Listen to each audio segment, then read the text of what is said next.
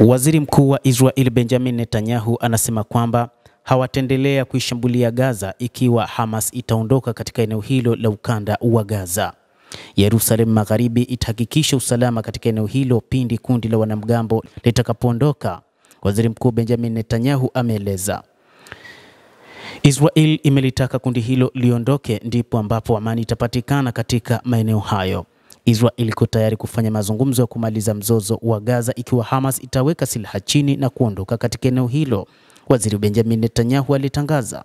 Serikali hiyo ya Kiyahudi na kundi la wapiganaji awali walikubaliana kusitisha mapigano kwa hatua tatu mwezi Januari baada ya miezi 15 ya uhasama huko Gaza.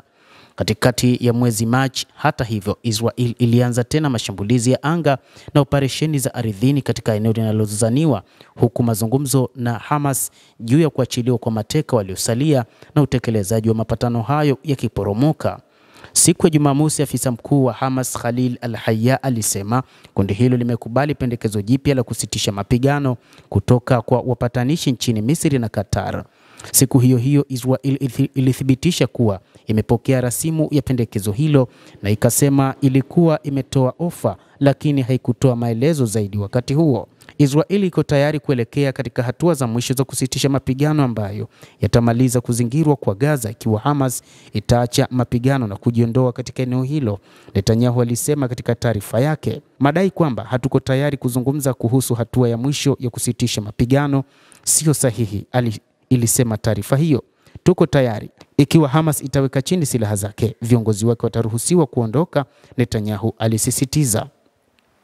Baraza la mawaziri la Israel lilikutana siku ya Jumamosi ya wiki hii na kuamua kuongeza shinikizo zaidi kwa Hamas kushinikiza kundi hilo kuachia mateka wake waliosalia.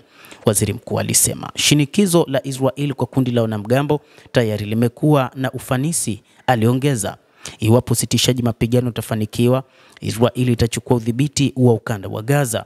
Netanyahu alisema, tutahakikisha usalama wa jumla katika ukanda wa Gaza na kuwezesha utekelezaji wa mpango wa Trump, mpango wa uhamiaji wa hiari.